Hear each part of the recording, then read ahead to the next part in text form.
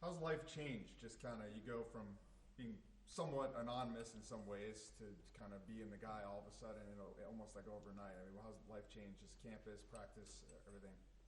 I mean, it has changed a little bit. Of course, I'm getting a lot more notice now. A few more people know me around campus, but I try not to let it get to my head. You know, my parents always taught me to be humble, stay level-headed the whole time, so I can just be the best I can. Like on the field, I'm not worrying about none of the fame, none of the notice. I'm just going out there doing my job for the team so that we can execute at our best level. How much did it help? You've had practice reps, but now you have practice reps after game reps. You know what I mean? You've seen things in a game, and now you're building off that. How much does it help that game experience now as you prepare this week? Yeah, it does help a lot. I would say it really helps me be more of a vocal leader. Like that's really one thing I've been trying to do is be more vocal to the team. Like my energy level be way through the roof, so it just makes the team. We practice a lot faster, we play a lot faster. But I feel like playing the game, it helps me really see the defense better. I see the field better. I know what it's like to be in the game, down against a real football team instead of just a scout team rep. So it did help a lot. You had a former college coach as a high school coach. Yes, sir. How much did that speed up your development? Anything you see that translated? That really did help a lot. Coach King, me and him, we became like that. I know he put Trevor Lawrence in the NFL, so I was just trying to pick his brain every day I went in there. I would get in there at 6 a.m. We'd watch film for about 2 hours. So when I came here, like his offense wasn't too much different from the one in high school, so I was able to process it quickly and then come up here with Coach Beck, Devin, helping me, teaching me, learning something new every day. I mean, it just helped me a lot better. So I wasn't just totally confused when I got up here. What was it like kind of realizing you didn't know the exact protocol of the victory formation, like kind of the way you kneel and just the whole process? Yeah, I was just so excited that we was up, and I knew that we just had to do that victory formation. And, you know, a couple things forgot, but we just on the sideline went over it. I mean, I knew what it was, but, I mean, we on the sideline went over it, so make sure everything went right.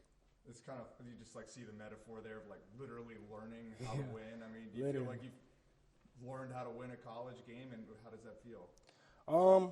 I would say I've learned a little bit. I mean, it's still only one game. I mean, it was just one game, my first college experience. But I know I'm going to get a lot more experience, just keep on learning how to win those games, learning how to do the best for my team, learning how to keep on doing my job to be the best quarterback I can be for my brothers. Speaking of Devin, how big has he been during this whole transition process?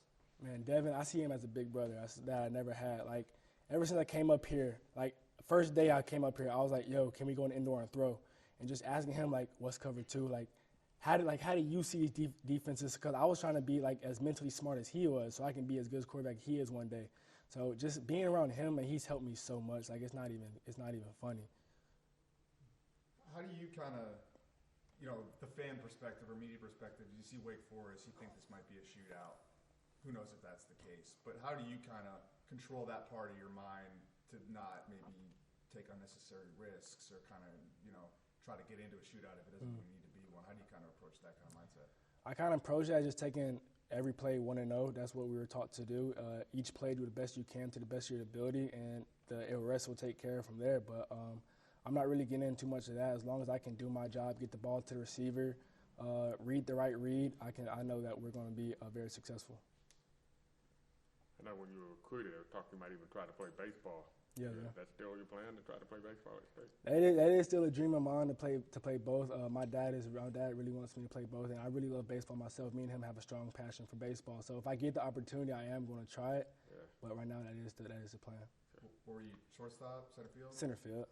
Do you hear a lot about the baseball stuff? Patrick Mahomes, Russell Wilson, Kyler. I mean, does it help you throw with your arm angles and those different things? I would say it actually does because younger I did play infield, so you got to get a little bit of the arm angles. So that did help a lot. Like when you got a screen pass, just flip it out sidearm. It did help a lot.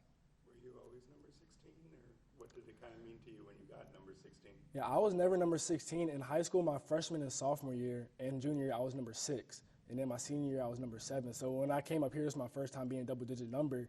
But, like, I didn't know. I thought it was just a random number. Then I looked up on the stadium. It said 16 Russell Wilson. I was like, oh, snap. So then, like, then I saw the patch that said Russell Wilson. So I really took it in. Like, it was really an honor to wear that jersey. And I just try to do the best I can in that jersey. But I do like the number a lot now. Y'all ready for Terrell? Thanks, Yes, sir.